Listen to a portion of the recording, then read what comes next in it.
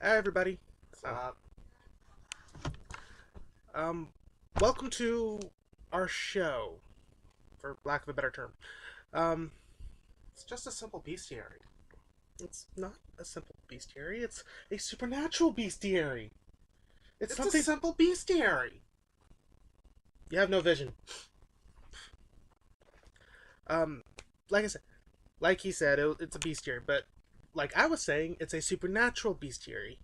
It's something that I haven't seen put in video before, at least. Um, but for those of you that don't know, bestiary is an old time compendium of animals.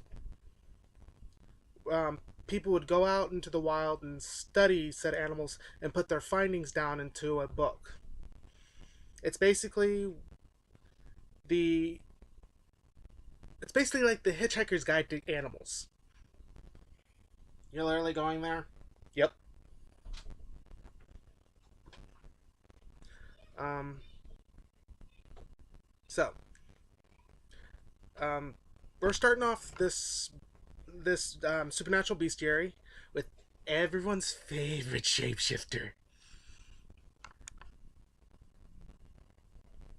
werewolves.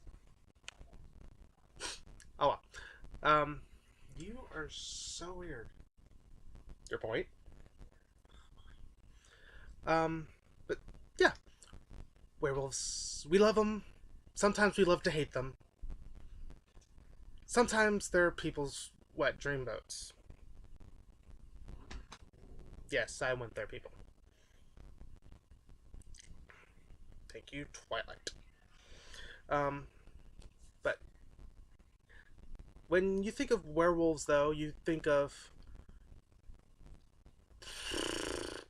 growling, snarling, howl at the moon, turn on a full moon, and rip your throat out with its teeth or claws, or just disembowel you. That could get interesting.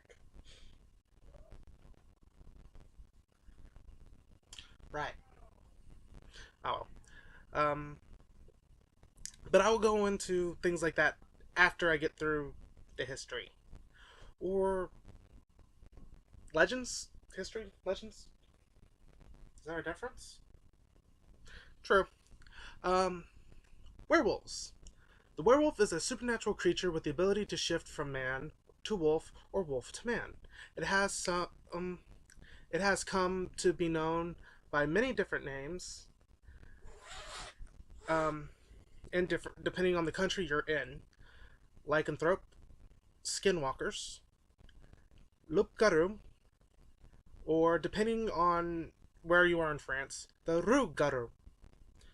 If they come, but they all come down to one thing: werewolves. Um, there has been many legends on to werewolves all over the world, especially where normal wolves could be found. Today, werewolves are a fun topic to talk and read about in fiction and horror movies.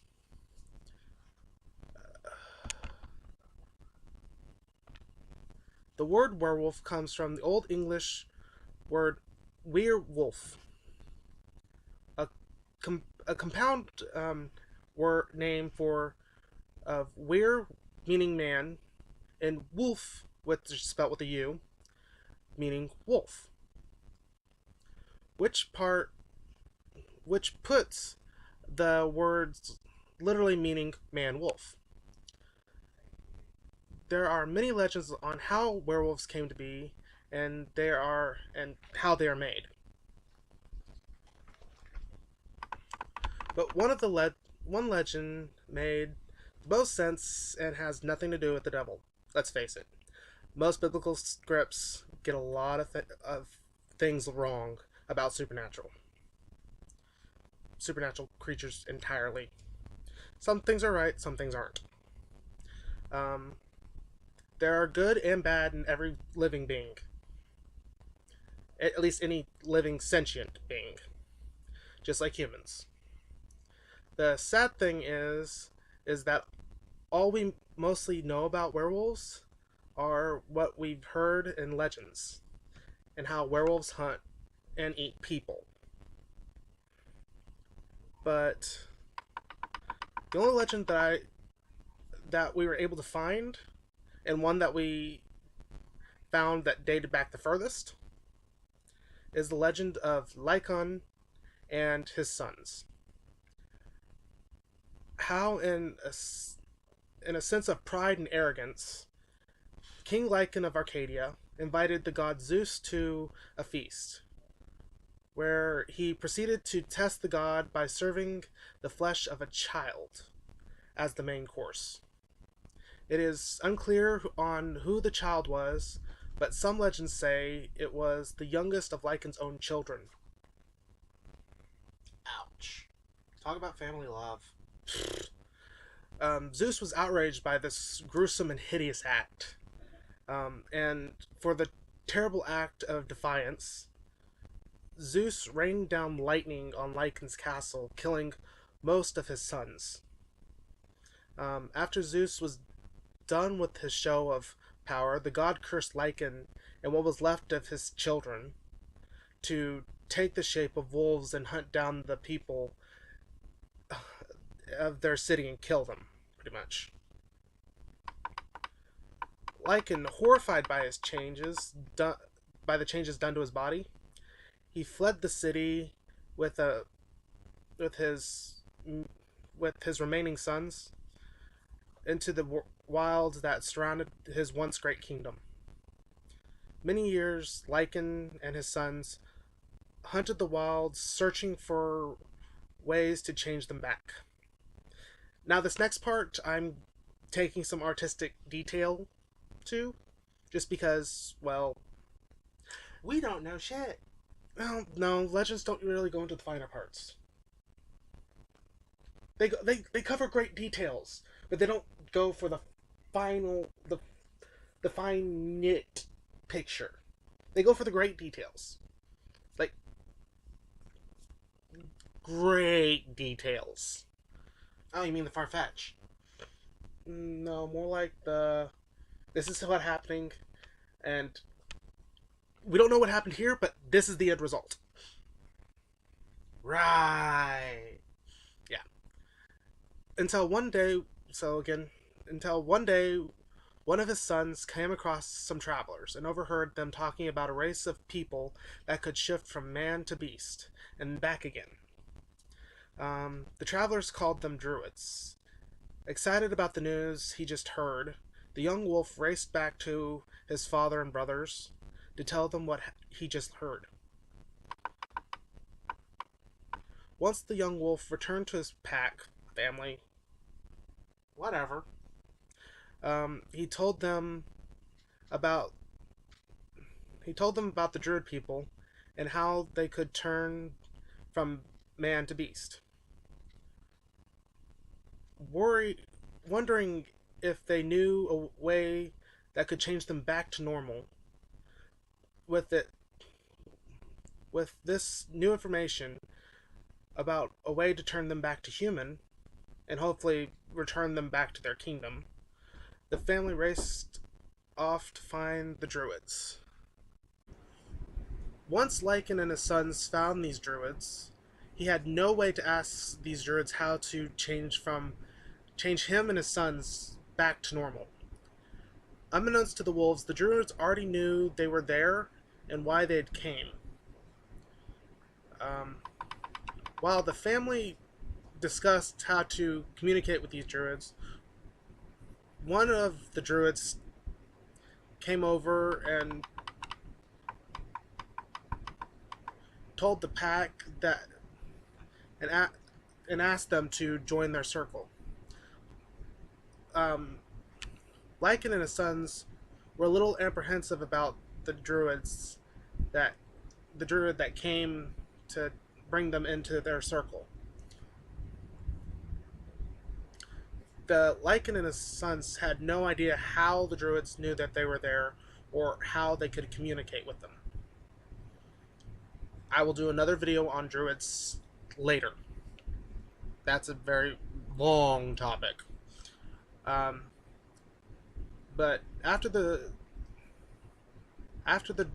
wolves joined the druids' circle, they druids told them that they could teach them how to turn back from the form that they were in to human. But they can never fully rid themselves of the wolf inside. But um, for them to teach it, there'd be a price that have to be paid. Um, the druids told Lycan that the power that they need to use to turn them from wolf to man would have to come from another deity.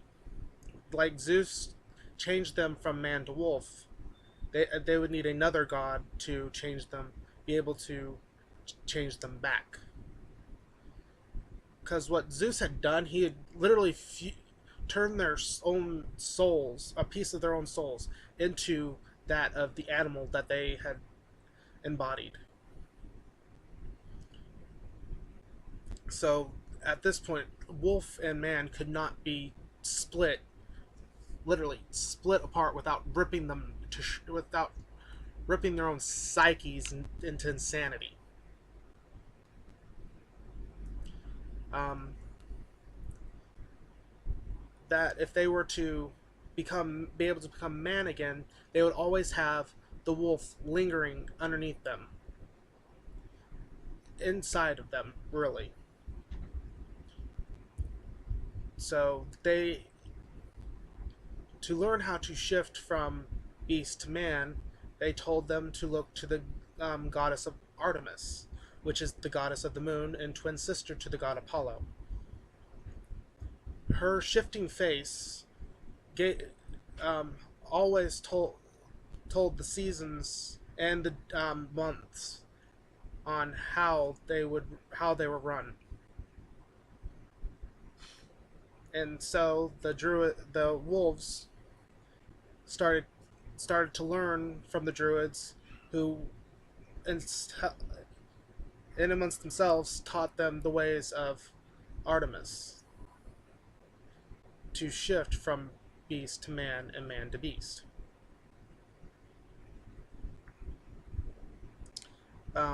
One day, um, one of Lycan was out. Again, I'm taking artistic license. Um, Lycan was most likely out and about trying to figure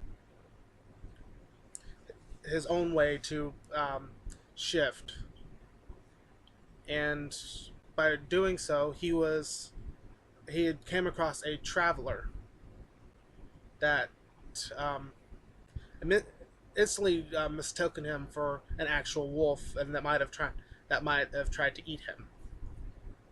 Like I'm not sure in defense of himself or what, but Lycan had bitten said traveler, and something of the power that he had that was used to turn him into a wolf had lingered in his body, had left a sort of spark, so to speak, pretty much, um, that allowed them to transfer the power that they had and give it to others. Hence, this was the price that the druids had talked about.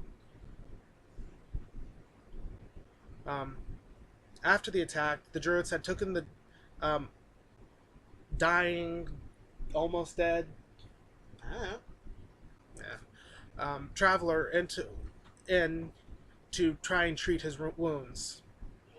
Not long after, probably maybe a few hours, maybe. Again, I'm taking artistic license. The traveler's wounds started healing on their own. That's when they found out that the power of the wolf was transferable, and um, that only certain wolves could give the bite with a limited amount of a success without it necessarily killing the person. And by going from actual wolf packs, they figured out that it was most likely an alpha's bite, being the head of a pack that could um, turn someone from man to wolf.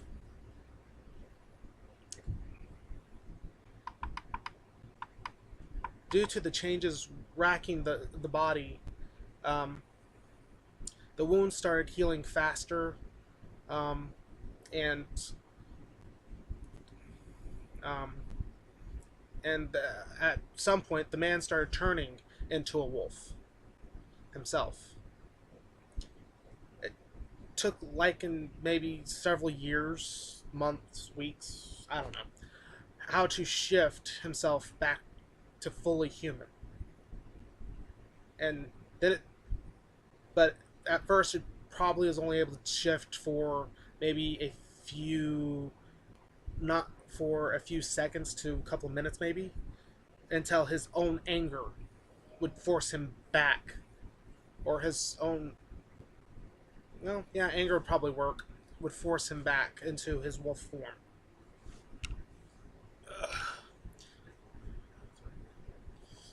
I'm ad libbing. Shut it. Um,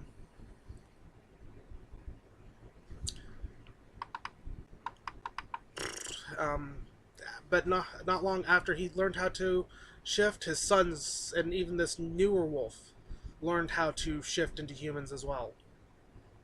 But with um, with their newfound ability, the druids gave them a warning of, now you must learn to your keep your calm, your cool, your collective peace, or your inner peace. Thank you, Kung Fu Panda. Um, to stay in human form. You are a quack. Shh.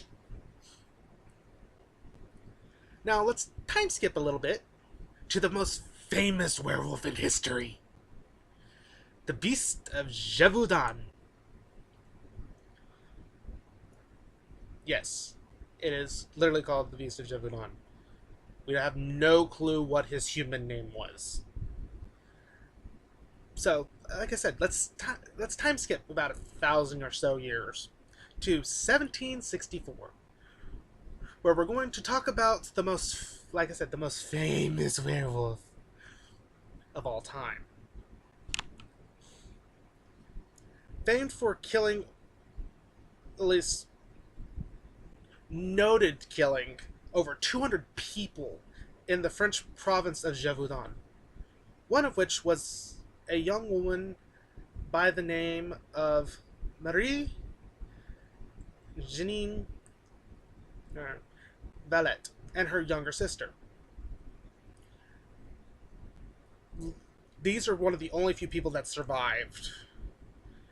After the attack, she was Marie Jeanine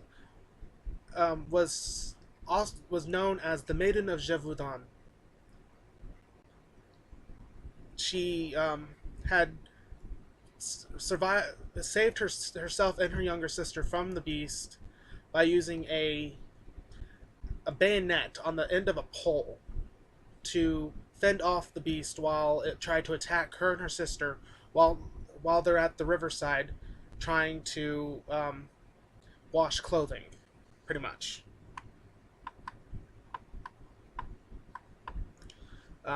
The beast remained at large for almost a year or so after this incident, until the arrival of Antoine de Butani. I'm sorry, I don't speak French. I'm butchering these names. In the month of June 23rd, 1765. For 3 months, Antoine hunted the beast as per the king's orders. Don't ask me who the King of France was at back then. I don't remember. Don't really care either. No. On September 20th, 1765, Anton found and killed the beast and its mate, as well as its pups. Or so he thought. Married? It was a wolf? Yeah, it probably was. Wolves don't stay single for long. Anton took the corpse of the beast back to... Oh, it's King Louis, the 15th. Huh. Back to King Louis to show that he had ended the reign of the terror by the beast was over.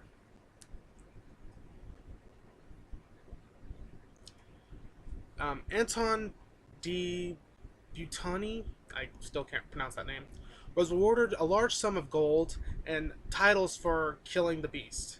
His own family even gained the name Argentum, which is surprisingly, I can say this word correctly. The French word for silver, which now we would know it as argent. I looked this up. Don't kill me. And even added the beast to their family crest.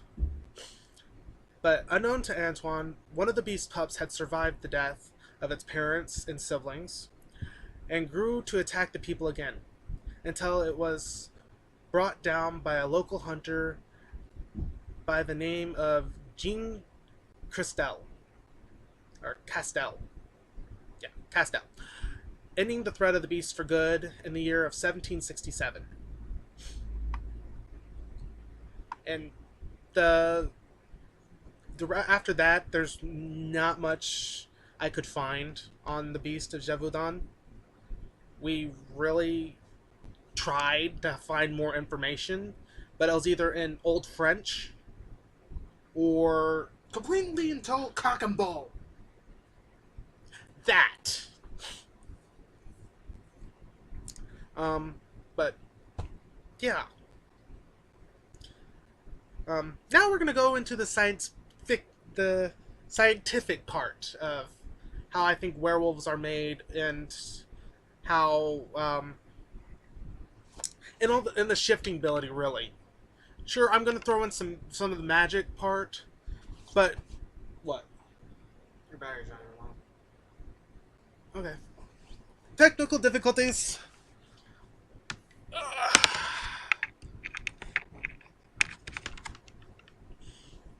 Fun of running a live show.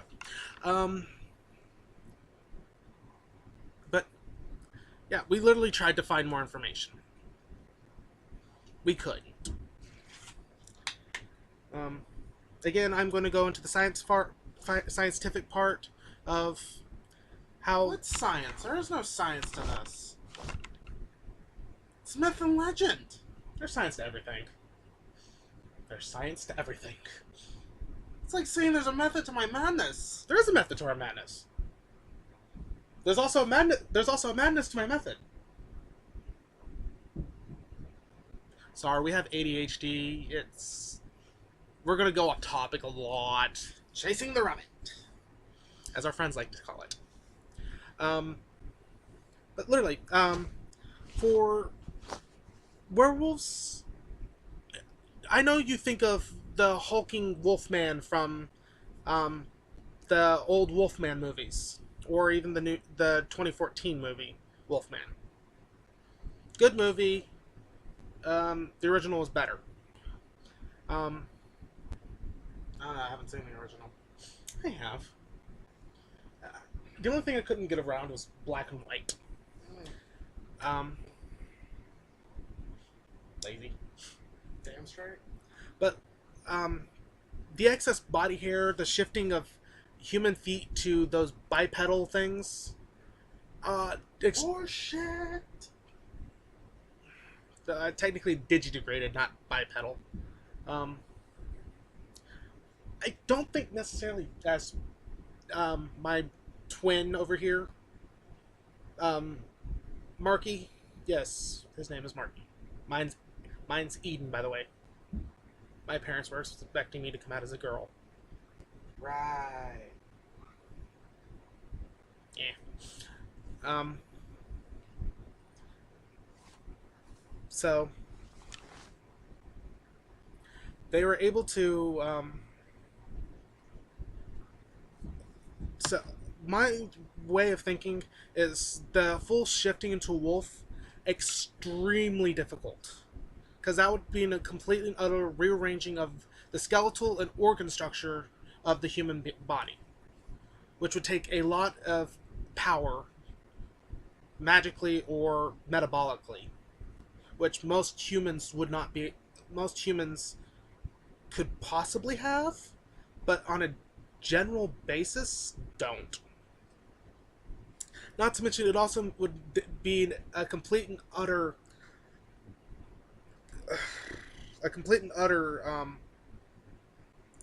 rearrangement of their psyche.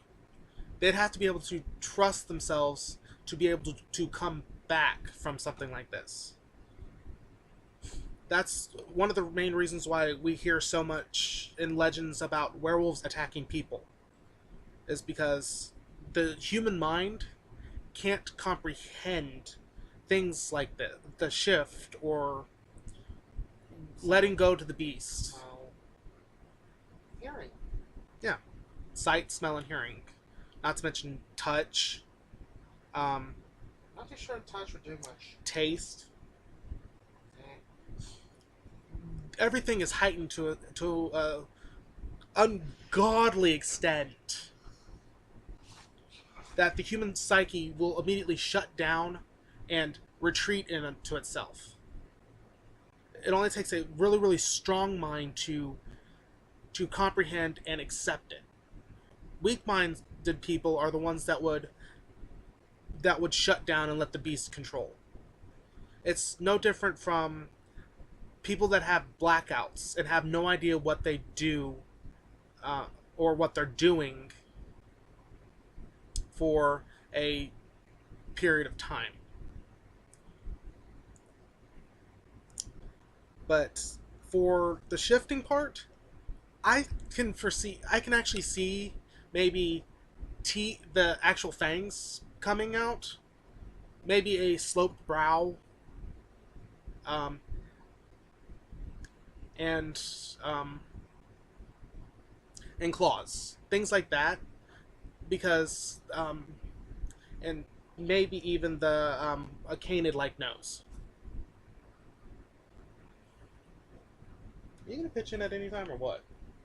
I already did. You're you're a jerk. Um, No, I'm not. I'm just me. Love you too. but for the possibility of actual shifting into from man to wolf would take an immense amount of of metabolic and supernatural power to actually make the full transition. Which no human has. Yeah, at least not that we know of. The full. Not to mention, it also takes a lot of mental and willpower to be able to keep your mind while in the form of a wolf. Ugh. Yes, I know.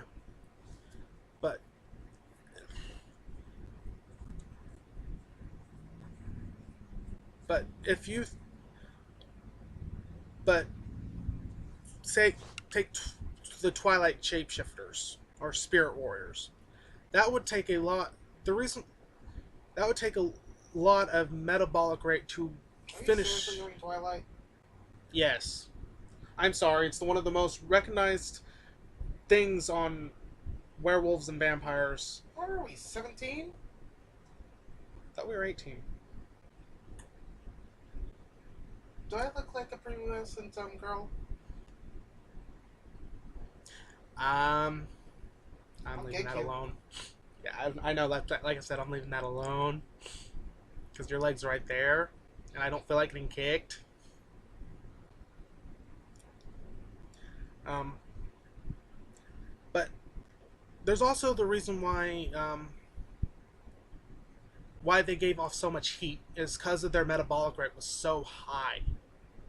It allowed the cells in their body to easily transition from man to wolf. It's also one of the reasons why you'll most likely never see a fat werewolf, because due to their metabolic rate, they they burn off so much energy from food that they eat that they literally can't be fat for the most part. And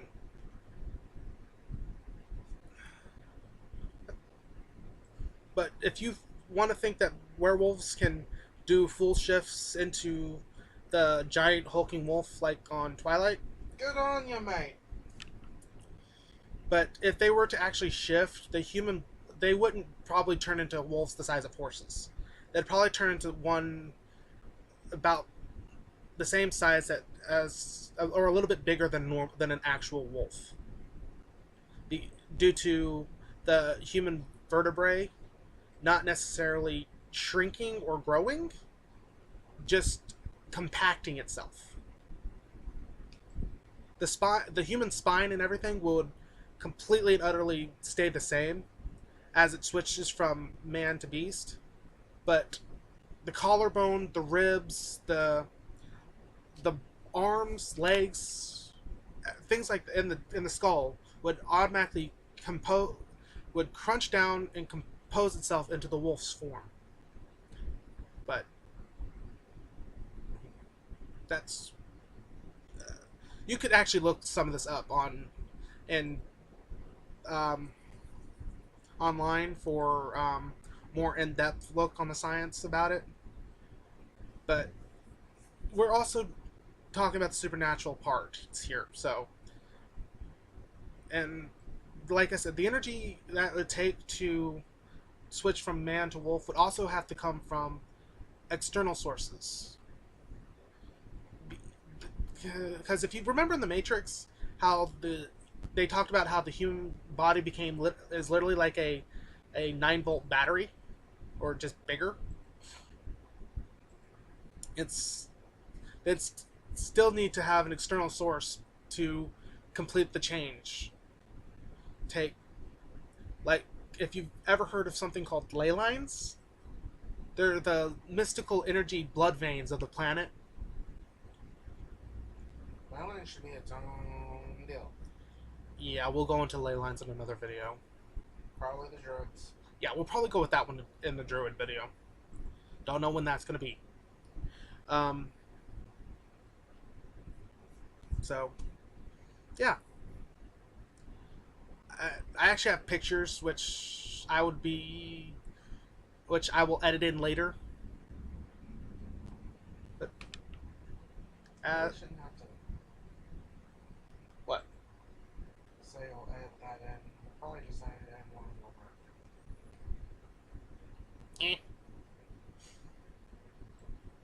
But I hope you liked the video. I hope you found it informative. I didn't go off all my notes. I'm sorry. I ad-libbed it a lot. Just because I got rambly and ranty. It wasn't funny. Yeah, whatever. I will probably post this somewhere. I'll put a link in it in the box below. So I hope you liked it. I'm your host, Eden. And I'm Marky. And would like to say thanks for watching. Bye.